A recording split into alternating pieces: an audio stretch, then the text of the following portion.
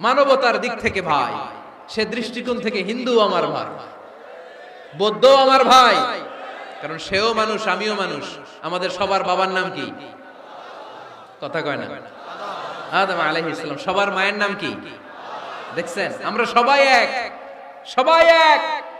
বিভেদের প্রাচীর আর বৃত্ত আমরা বানিয়েছি।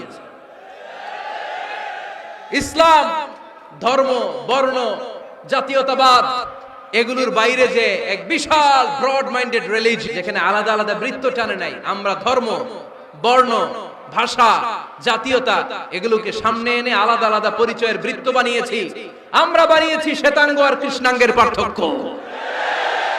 আমরা করেছি আরব অনারবের বিভাজন।